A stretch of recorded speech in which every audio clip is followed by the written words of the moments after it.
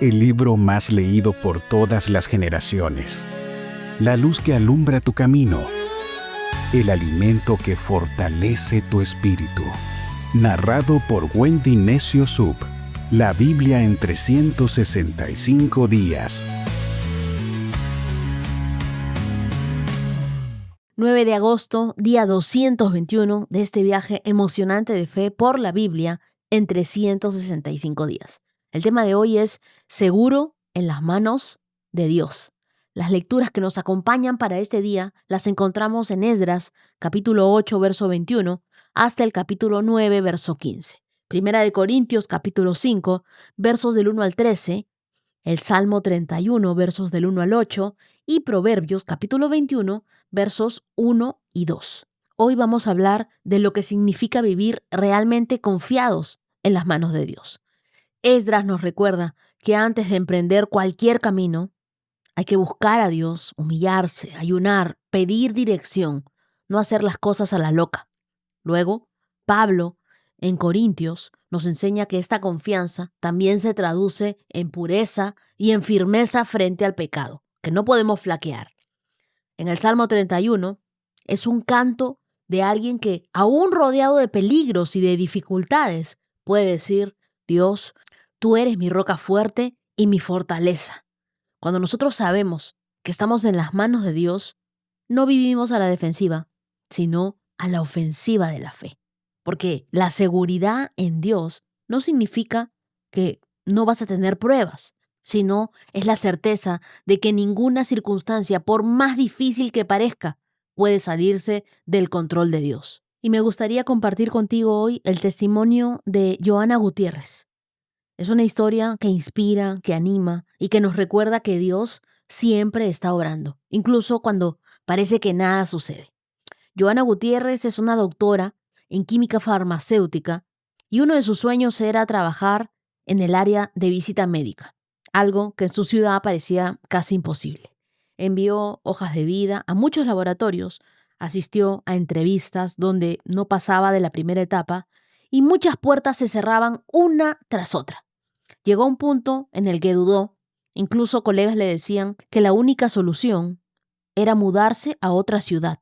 Pero ella tomó una decisión valiente, la de no rendirse y de orar hasta el cansancio. Se aferró a la fe y declaró que si Dios tenía algo para ella, lo tendría allí donde ella estaba.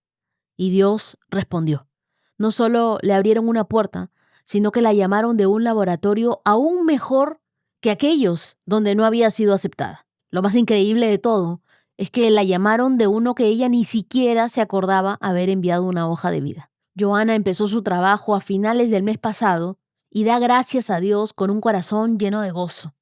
Me escribe: ahora entiendo que Dios me estaba preparando para darme algo mucho mejor de lo que yo pedía. Su tiempo es perfecto. Y nos dejó este versículo que la sostuvo en todo el proceso.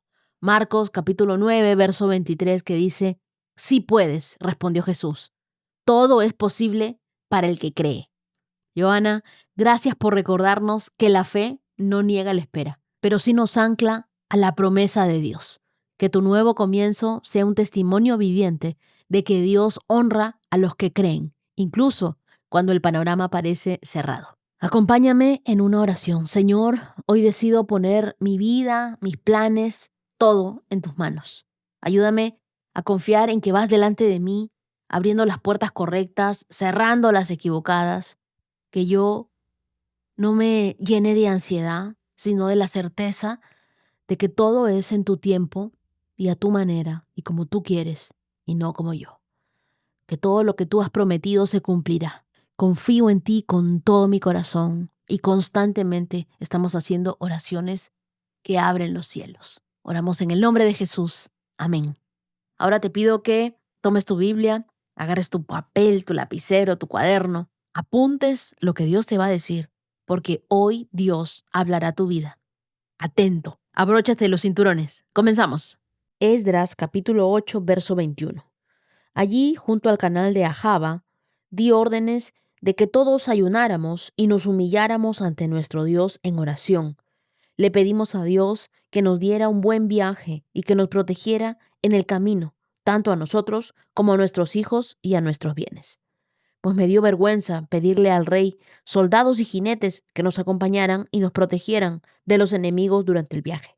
Después de todo, ya le habíamos dicho al rey que la mano protectora de nuestro Dios está sobre todos los que lo adoran, pero su enojo feroz se desata contra quienes lo abandonan. Así que ayunamos y oramos intensamente para que nuestro Dios nos cuidara, y Él oyó nuestra oración. Nombré 12 jefes de los sacerdotes, Serebías, Hasabías y otros 10 sacerdotes, para que se encargaran de transportar la plata, el oro, los recipientes de oro y los demás artículos que el rey, sus consejeros y funcionarios y todo el pueblo de Israel había presentado para el templo de Dios. Pesé el tesoro mientras se lo entregaba a ellos y el total sumaba lo siguiente: 22 toneladas de plata, 3.400 kilos de objetos de plata, 3.400 kilos de oro, 20 recipientes de oro, equivalentes al valor de 1.000 monedas de oro, 2 objetos finos de bronce pulido, tan valiosos como el oro. Luego le dije a los sacerdotes: ustedes y estos tesoros son santos, separados al Señor. La plata y el oro son una ofrenda voluntaria para el Señor, Dios de nuestros antepasados.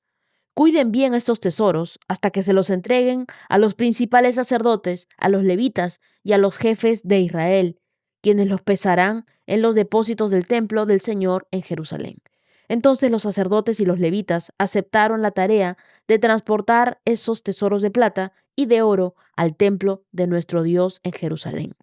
El 19 de abril levantamos el campamento junto al canal de Ahava y nos dirigimos a Jerusalén. La bondadosa mano de nuestro Dios nos protegió y nos salvó de los enemigos y bandidos a lo largo del camino. Así que llegamos a salvo a Jerusalén, donde descansamos 3 días. Al cuarto día de nuestra llegada, la plata y el oro y los demás objetos de valor fueron pesados en el templo de nuestro Dios y encomendados a Meremot, hijo del sacerdote Urías, y a Eleazar, hijo de Finés, junto con Josabat, hijo de Jesúa, Noadías, hijo de Benui, y ambos levitas. Ellos rindieron cuenta de todo el número y el peso total quedó asentado en los registros oficiales. Luego, los desterrados que habían regresado del cautiverio sacrificaron ofrendas quemadas al Dios de Israel, ofrecieron 12 toros por todo el pueblo de Israel, además de 96 carneros y 77 corderos. También sacrificaron 12 chivos como ofrenda por el pecado. Todo se ofreció como una ofrenda quemada al Señor. Los decretos del rey fueron entregados a sus funcionarios de más alta posición y a los gobernadores de la provincia situada al occidente del río Éufrates, quienes colaboraron dando su apoyo al pueblo y al templo de Dios. Esdras capítulo 9. Una vez realizadas estas cosas, los líderes judíos vinieron a verme y dijeron: muchos del pueblo de Israel e incluso algunos sacerdotes y levitas no se han mantenido separados de otros pueblos que viven en esta tierra. Han adoptado las prácticas detestables de los cananeos, los hititas, los fereceos, los jebuseos, los amonitas, los moabitas, los egipcios y los amorreos. Pues los hombres de Israel se han casado con mujeres de estos pueblos y también las han tomado como esposas para sus hijos, de manera que la raza santa se ha corrompido a causa de estos matrimonios mixtos. Peor aún, los primeros en cometer este ultraje han sido los líderes y los funcionarios. Al oír esto, me rasgué el manto y la camisa, me arranqué el pelo de la cabeza y de la barba, me senté completamente horrorizado. Entonces, todos los que temblaban ante las palabras del Dios de Israel vinieron y se sentaron conmigo a causa de este ultraje cometido por los que habían regresado del destierro. Allí me quedé sentado, totalmente horrorizado, hasta la hora del sacrificio vespertino. A la hora del sacrificio me levanté de donde había estado sentado, haciendo duelo con mis ropas rasgadas. Caí de rodillas y levanté las manos al Señor, mi Dios. Hice la siguiente oración: oh Dios mío, estoy totalmente avergonzado. Me da vergüenza elevar mi rostro a ti, pues nuestros pecados se han amontonado tanto que son más altos que nosotros, y nuestra culpa llega a los cielos. Desde el tiempo de nuestros antepasados hasta el día de hoy, hemos vivido sumergidos en el pecado. Por esa razón, Nosotros, nuestros reyes y nuestros sacerdotes, hemos estado a merced de los reyes paganos de la tierra. Nos han matado, capturado, robado y deshonrado, tal como estamos hoy. Sin embargo, ahora sé que se nos concedió un breve momento de gracia, porque el Señor, nuestro Dios, ha permitido que unos cuantos de nosotros sobreviviéramos como un remanente. Él nos ha dado seguridad en este lugar santo. Nuestro Dios nos ha iluminado los ojos y nos ha concedido un poco de alivio de nuestra esclavitud, pues éramos esclavos. Pero en su amor inagotable, nuestro Dios no nos abandonó en nuestra esclavitud. Por el contrario, hizo que los reyes de Persia nos trataran favorablemente. Él nos dio nuevas fuerzas para que pudiéramos reconstruir el templo de nuestro Dios y reparar las ruinas. Nos dio una muralla de protección en Judá y en Jerusalén. Ahora, Dios nuestro, ¿qué podemos decir después de semejantes cosas? Pues una vez más, hemos abandonado tus mandatos. Tus siervos, los profetas, nos advirtieron cuando dijeron: la tierra en la que están a punto de entrar y poseer está totalmente contaminada por las prácticas detestables de los pueblos que la habitan. De un extremo al otro de la tierra está llena de corrupción. No permitan que sus hijas se casen con los hijos de ellos. No tomen a las hijas de ellos como esposas para sus hijos. Jamás promuevan la paz y la prosperidad para esas naciones. Si ustedes siguen estas instrucciones, serán fuertes y disfrutarán de las buenas cosas que la tierra produce y dejarán esta prosperidad como herencia a sus hijos para siempre. Ahora somos castigados por nuestra perversión y nuestra gran culpa, pero en realidad el castigo que recibimos es mucho menor de lo que merecemos, porque tú, Dios nuestro, has permitido que algunos de nosotros sobreviviéramos como un remanente. Sin embargo, aún así, otra vez estamos quebrantando tus mandatos y nos estamos casando con personas que cometen estos actos detestables. ¿Acaso no era suficiente tu enojo para destruirnos, para que ni aún este pequeño remanente sobreviva? Oh Señor, Dios de Israel, tú eres justo. Nos acercamos a ti con nuestra culpa, sin ser más que un remanente que ha escapado. Aunque en semejante condición, ninguno de nosotros puede estar en tu presencia.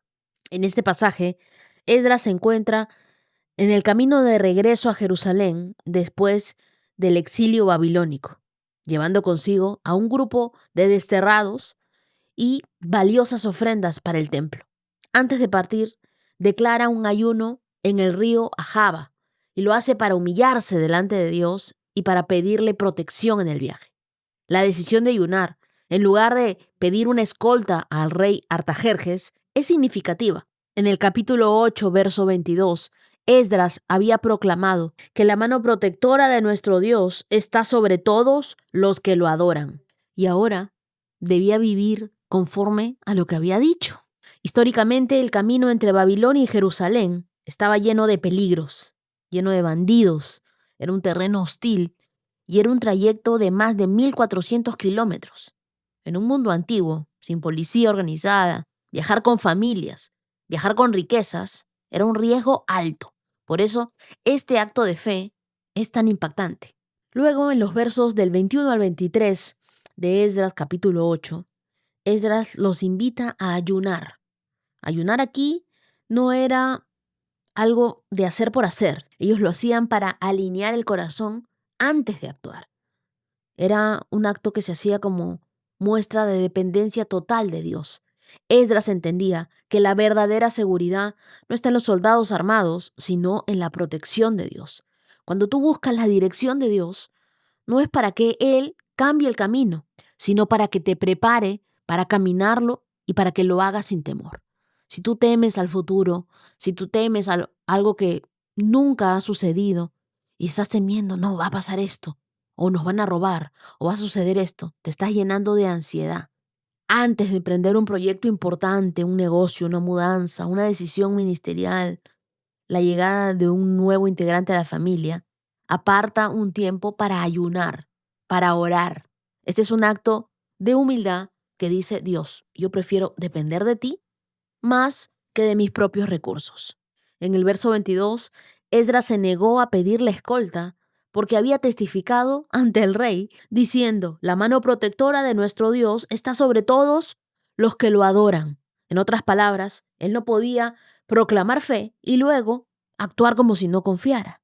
La brecha entre la fe que nosotros decimos y la fe que nosotros vivimos muchas veces es invisible. Si tú has hablado a otros de la fidelidad de Dios, vive de manera que tus acciones respalden tus palabras. El testimonio coherente es más fuerte que cualquier argumento. Así que debemos tener coherencia entre lo que hablamos y lo que vivimos. El verso 23 dice: así que ayunamos y oramos intensamente para que nuestro Dios nos cuidara y Él oyó nuestra oración. ¿Se han dado cuenta que constantemente estamos leyendo oraciones que han sido escuchadas, oraciones que son respondidas? Así que si tú tienes una petición de oración, no solamente ores, también ayuna y luego confía en Dios. La bondadosa mano de Dios estará sobre ti, protegiéndote, guiándote, y no solo eso, salvándote de los enemigos y de los bandidos a lo largo del camino. Es lo que nos dice el verso 31 de Esdras.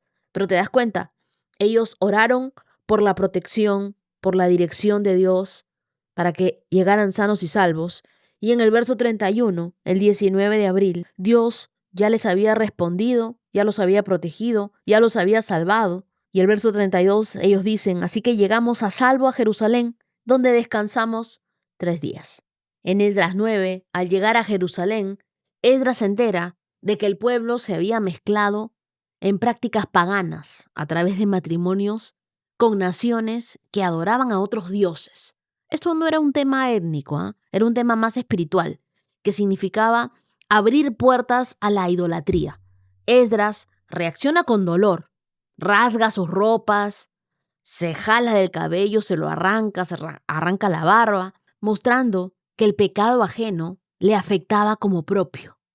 En una cultura que normaliza lo que Dios llama pecado, mantén un corazón sensible. No te acostumbres a aquello que entristece a Dios y que tú sabes que está mal. Y en los versos del 5 al 15, la oración de Esdras, identificándose con el pueblo, no habla como un juez distante, sino como parte del pueblo. Él dice: hemos pecado. ¿Él había pecado? No. Pero tomó el pecado como si fuera suyo. Él reconoce la gracia de Dios en el pasado y suplica para que no se pierda esa gracia. Dios, por favor, ten misericordia de nosotros. Dios no usa a la gente perfecta, sino a los que están dispuestos a ponerse de rodillas por otros. Y esto va para todos los padres, los líderes, que ven que sus hijos están yendo por mal camino y dicen: ¿qué hago? ¿Qué más puedo hacer? Haz como Esdras. Cae de rodillas, levanta tus manos al Señor y ora. Acompáñame en una oración y digámosle juntos a Dios: Señor, enséñanos a depender más de ti que de nuestros propios medios. Ayúdanos a vivir con coherencia, a administrar con integridad lo que tú confías en nosotros y a tener un corazón sensible ante el pecado. Que nuestras oraciones sean sinceras, identificándonos con las necesidades de aquellos que tú has puesto a nuestro alrededor, y que en todo lo que hagamos tu nombre sea honrado. Te pido por último, Dios, que tu bondadosa mano nos proteja, nos salve de nuestros enemigos, nos acompañe a lo largo del camino y que siempre estés con nosotros. Te adoramos, Dios. Oramos en el nombre de Jesús. Amén. Primera de Corintios, capítulo 5. Me cuesta creer lo que me informan acerca de la inmoralidad sexual que hay entre ustedes, algo que ni siquiera los paganos hacen. Me dicen que un hombre de su iglesia vive en pecado con su madrastra. Ustedes están muy orgullosos de sí mismos. En cambio, deberían estar llorando de dolor y vergüenza y echar a ese hombre de la congregación. Aunque no estoy con ustedes en persona, sí lo estoy en el espíritu. Y como si estuviera ahí, ya emití mi juicio sobre ese hombre en el nombre del Señor Jesús. Ustedes deben convocar a una reunión de la iglesia. Yo estaré presente en espíritu, igual que el poder de nuestro Señor Jesús. Entonces deben expulsar a ese hombre y entregárselo a Satanás, para que su naturaleza pecaminosa sea destruida y él mismo sea salvo el día que el Señor vuelva. Es terrible que se jacten sobre dicho asunto. ¿No se dan cuenta de que ese pecado es como un poco de levadura que impregna toda la masa, desháganse de la vieja levadura, quitando a ese perverso de entre ustedes. Entonces serán como una nueva masa preparada sin levadura, que es lo que realmente son. Cristo, nuestro Cordero Pascual, ha sido sacrificado por nosotros. Por lo tanto, celebremos el festival no con viejo pan de perversidad y maldad, sino con el nuevo pan de sinceridad y verdad. Cuando les escribí anteriormente, les dije que no se relacionaran con personas que se entregan al pecado sexual, pero no me refería a los incrédulos que se entregan al pecado sexual o son avaros o estafadores o rinden culto a ídolos. Uno tendría que salir de este mundo para evitar la gente como esa.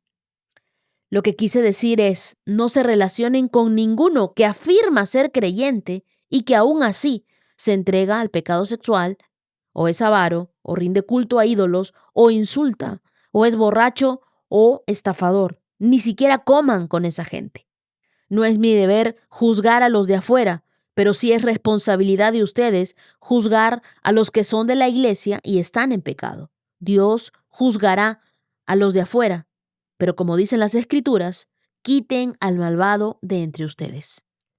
Este capítulo de Primera de Corintios 5 es muy firme y también directo del apóstol Pablo a una iglesia que, a pesar de su crecimiento espiritual y de los dones que tenían, estaban tolerando el pecado sexual grave en su comunidad. Pablo no solo expone el problema, sino que enseña cómo tratarlo para proteger la santidad de todo el cuerpo de Cristo. Corinto era una ciudad portuaria, era una ciudad comercial y multicultural, conocida por su inmoralidad sexual. El templo de Afrodita tenía más de 1,000 prostitutas y la promiscuidad era parte de su vida social. En ese ambiente, la iglesia cristiana estaba aprendiendo a vivir en pureza. Entonces, Primera de Corintios 5 confronta un caso incluso que los paganos consideraban inmoral. Un hombre que vivía sexualmente con la esposa de su padre, es decir, con su madrastra. En la ley de Moisés, en Levítico capítulo 18, verso 8, esto era una abominación. Y en la cultura romana también era condenado. En los versos 1 y 2, Pablo denuncia que no solo se toleraba el pecado, sino que la iglesia estaba orgullosa en vez de estar llorando y disciplinando esto. Y eso demuestra un peligro, normalizar lo que Dios llama pecado. Porque aquello que tú toleras hoy será lo que mañana destruye tu fe. En los versos del 3 al 5, Pablo instruye y lo hace con autoridad espiritual. Y dice, entreguen al tal hombre a Satanás para la destrucción de su naturaleza pecaminosa, a fin de que su espíritu sea salvo. Y esto no lo hace en tono de venganza, sino como una disciplina. Apartar al pecador para que experimente las consecuencias y se arrepienta. En los versos del 6 al 8, él usa la metáfora de la levadura y dice que un poco de levadura fermenta toda la masa. La levadura siempre representa el pecado en la Biblia. Es ese pecado tolerado que contamina todo lo que esté a tu alrededor. Una sola cosa, un solo fruto podrido, pudre todos los demás que están guardados junto con él. Nosotros no podemos pedir la presencia de Dios y al mismo tiempo abrazar aquello que nos aleja de su presencia. Y en eso guarda mucha relación con lo que acabamos de leer ahorita en Esdras. Uno tiene que ser coherente. En el verso del 9 al 11, Pablo declara que no se trata de aislarse del mundo, pues que tendrían que salir de él, sino de tener una comunión tan cercana con quien se dice creyente y persiste en este pecado sin arrepentirse. La santidad, amigos, no es opcional. La iglesia es el cuerpo de Cristo y su pureza es parte de su testimonio. ¿Cómo la gente va a creer en un cambio en nosotros si nosotros aún toleramos cosas que sabemos que están mal? Un pecado tolerado puede frenar el mover de Dios en tu vida, en tu casa. Así que examina. ¿Hay levadura que necesita ser limpiada de ti? No confundas gracia de Dios con permisividad. El amor verdadero de un padre siempre incluye corrección. Rodéate de personas que te acerquen a Dios y no que normalicen tu pecado. ¿Y qué es lo que yo debo hacer si estoy en un pecado sexual? Bueno, identifica aquello que no le agrada a Dios. Confiésate ante Dios. Y si es necesario, busca algún líder maduro, alguna persona de autoridad con la que puedas abrir tu corazón y hablarlo. Luego, corta con todo lo que te aparta de Dios, sin medias tintas. Sé radical. No es no. Y luego, busca restauración y busca crecer en santidad, en amistad con el Espíritu Santo. Ora conmigo hoy y dile: Señor, dame un corazón sensible a tu voz, que llore por lo que a ti te duele y que ame lo que tú amas. Líbrame de tolerar aquellas cosas que contaminan mi vida y la familia, el lugar donde tú me has puesto. Que yo pueda vivir en pureza, en gracia, en verdad, reflejando tu luz en todo lo que haga. Que quien me mire sepa que yo soy un testimonio vivo de tu misericordia, de tu gracia y de que se puede vivir en santidad. Oro en el nombre de Jesús. Amén. Salmo 31. Oh Señor, a ti acudo en busca de protección. No dejes que me avergüencen. Sálvame porque tú haces lo correcto. Inclina tu oído para escucharme. Rescátame pronto. Sé mi roca de protección, una fortaleza donde estaré a salvo. Tú eres mi roca y mi fortaleza. Por el honor de tu nombre, sácame de este peligro. Rescátame de la trampa que me tendieron mis enemigos, porque solo en ti encuentro protección. Encomiendo mi espíritu en tu mano. Rescátame, Señor, porque tú eres un Dios fiel.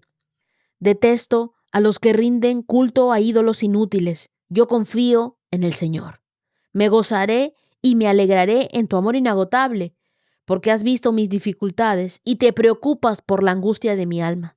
No me entregaste a mis enemigos, sino que me pusiste en un lugar seguro. Hasta ahí. David abre este salmo clamando: en ti busco refugio, a ti acudo en busca de protección. No dejes que me avergüencen, sálvame, porque tú haces lo correcto.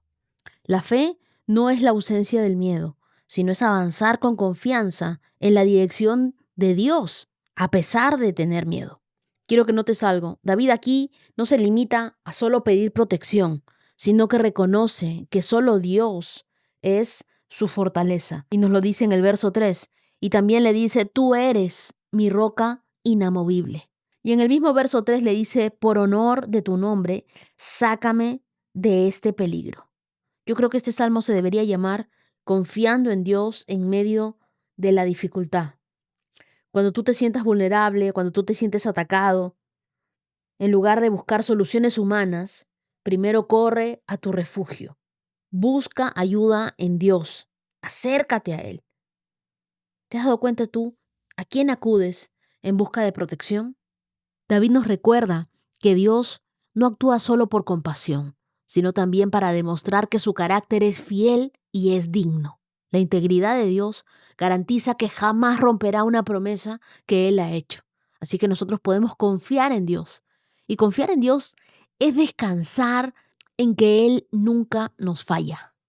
En el verso 5, David pronuncia una frase que siglos después repetiría Jesús en la cruz: en tus manos encomiendo mi espíritu. Y esta es la máxima expresión de entrega. Yo creo que podemos aprender a entregarle todo a Dios y vivir creyendo que Él tiene el control. En el verso 6, David rechaza a los ídolos y dice: detesto a los que rinden culto a ídolos inútiles. Yo confío en el Señor. Nosotros ya sabemos lo que es la idolatría moderna. Cualquier cosa que ocupe el lugar de Dios en nuestra vida. Porque o Dios es el Dios de todo, o Dios no es el Dios de nada. En el verso 7, el salmista afirma: me gozaré y me alegraré en tu amor inagotable, porque has visto mis dificultades y te preocupas por la angustia de mi alma. No me entregaste a mis enemigos, sino que me pusiste en un lugar seguro. Esto no era una alegría superficial, es la respuesta de quien ha visto a Dios actuar en medio de la angustia. La adoración no es nuestra reacción a un día perfecto, sino es el reflejo de un corazón que ha encontrado un Dios perfecto en medio de los días imperfectos, en medio de los días difíciles. Dios no solo ve nuestras dificultades, sino que se preocupa por nosotros. No estás solo. Dios está contigo. Haz de la oración tu primer refugio. Antes de cualquier conversación, de cualquier estrategia, de cualquier cosa que vayas a hacer con cualquier otra persona, busca a Dios en oración. Y comienza tu día como el verso 5 que dice, en tus manos encomiendo mi espíritu. Ora conmigo hoy y di, Señor, hoy corro a ti como mi roca, como mi fortaleza, como mi refugio, mi lugar seguro. Gracias por tu amor inagotable. Gracias porque tú ves mis dificultades, porque tú no estás ciego a mi dolor. Tú te preocupas por esas cosas que angustian mi alma. Hoy encuentro un respiro en ti, en este salmo y en tu protección, Dios. Gracias, gracias porque tú eres mi roca de protección, la fortaleza donde estaré a salvo. Yo confío en ti en medio de los momentos más difíciles. Tú eres esa brújula segura. Rescátame de toda trampa del enemigo. Gracias por colocarme en un lugar seguro. Enséñame a adorarte, no solo cuando todo está bien, sino cuando más necesito recordar que tú eres bueno. Oro en el nombre de Jesús. Amén. Proverbios 21. El corazón del rey es como un arroyo dirigido por el Señor, quien lo guía por donde Él quiere. La gente puede considerarse en lo correcto según su propia opinión, pero el Señor examina el corazón. Este proverbio fue escrito en un contexto donde los reyes tenían poder absoluto y sus decisiones podían determinar el destino de las naciones enteras. Sin embargo, el escritor nos recuerda que aún el corazón del gobernante más poderoso está bajo la autoridad de Dios.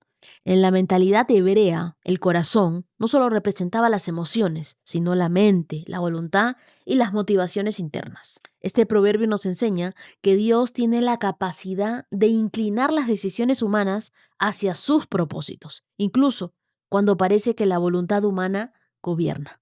Hay momentos donde nosotros creemos que el destino de nuestra vida está en manos de otros, un jefe, un juez, un líder político. Pero este pasaje nos recuerda que Dios nunca cede su autoridad. Cuando tú confías en que Dios tiene el control, la agenda de otros no puede sabotear tu propósito. Podemos planear, podemos justificar y hasta convencernos de que tenemos razón, pero solo Dios ve las verdaderas motivaciones. Por eso, más que impresionar a la gente con nuestras acciones, debemos vivir para ser aprobados por Dios.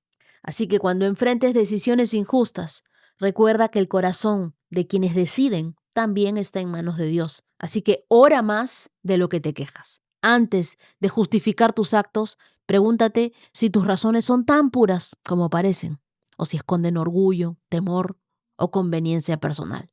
Quiero que pienses en un GPS. Tú puedes decidir tu ruta, pero si tú aceptas la guía, el sistema recalcula para llevarte al destino correcto. Dios es ese GPS eterno.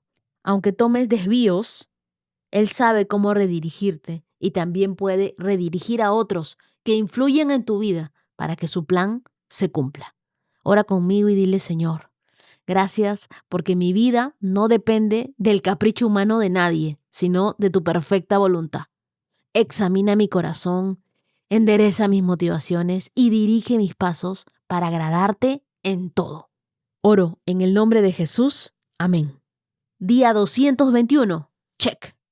Y quiero darle las gracias a los corazones generosos de quienes son parte de esta comunidad. Gracias a Gina Paola León Sánchez, a Yocasta Rodríguez, a Alba María Ventura, a Adrianda Castillo, a Besabel Rodríguez, a Zafiro Polak.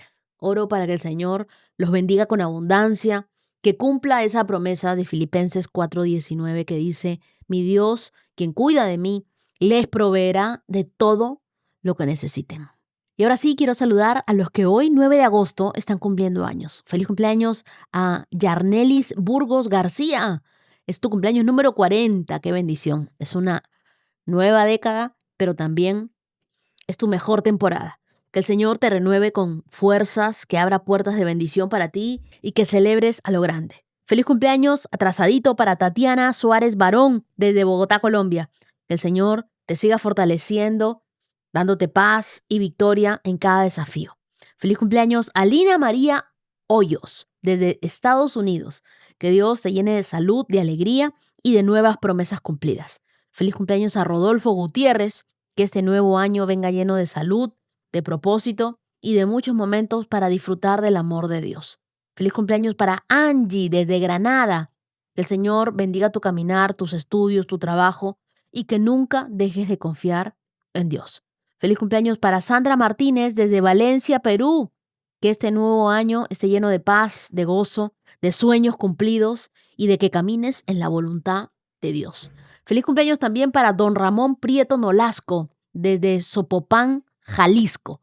Que el Señor fortalezca su cuerpo, llene su corazón de paz y lo guíe en cada paso con sabiduría y amor. Feliz cumpleaños para Nicole Mosquera desde Islas Canarias. Que este nuevo año venga cargado de gozo, de recompensas del cielo y que te sientas muy amada por Dios. Feliz cumpleaños para mi querida Emma Herrera desde Barranquilla, Colombia. Que el Señor te guíe todos los días de tu vida y que sigas creciendo con ese corazón sensible a su voz.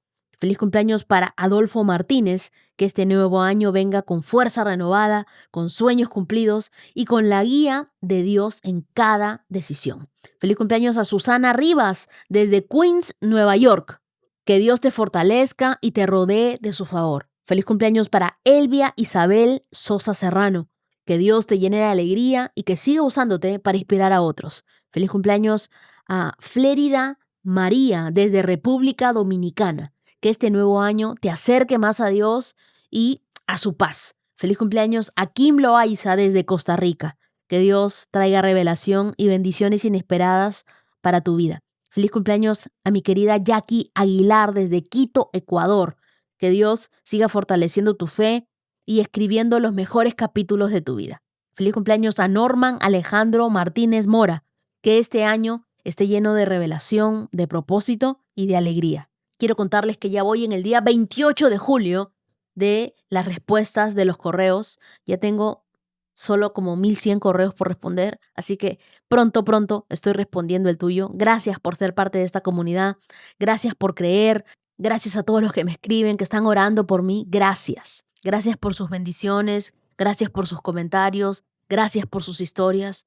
Y gracias por incluir este podcast dentro de su tiempo con Dios. Eso es lo que más honra mi corazón. Que Dios los bendiga, los quiero mucho. Nos vemos mañana. 365 con Dios, con Wendy Necio Sub.